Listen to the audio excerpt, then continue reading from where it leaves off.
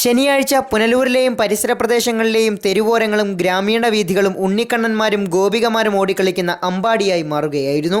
അഷ്ടമിരോഹിണി ദിനത്തോടനുബന്ധിച്ച് ബാലഗോകുലങ്ങളുടെയും ഗീതാ പാഠശാലകളുടെയും ക്ഷേത്ര ഉപദേശക സമിതികളുടെയും ഹൈന്ദവ സംഘടനകളുടെയും ആഭിമുഖ്യത്തിൽ ശോഭായാത്രകൾ സംഘടിപ്പിച്ചു.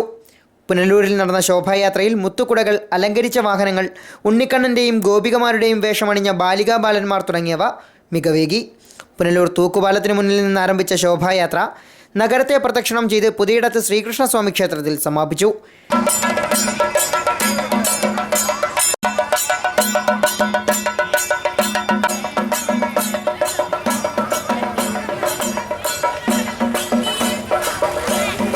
കൃഷ്ണാഷ്ടമിയോടനുബന്ധിച്ച് മിക്ക ക്ഷേത്രങ്ങളിലും പാൽപ്പായസവും അവൽപ്പൊതിയും വിതരണം ചെയ്തു.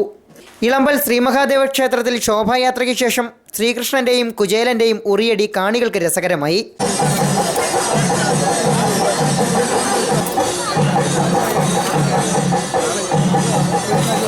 കരവാളൂർ ശ്രീഭദ്ര ബാലഗോകുലം, നരിക്കൽ മൂത്ത ചാവരുകാവ് ഗീതാ പാഠശാല, ഇളമ്പൽ ശ്രീ ആയിരവല്ലി ക്ഷേത്രം, മാത്ര വിവേകാനന്ദ ഗീതാ പഠന കേന്ദ്രം എന്നിവയുടെ നേതൃത്വത്തിലും ശോഭായാത്രകൾ നടന്നു.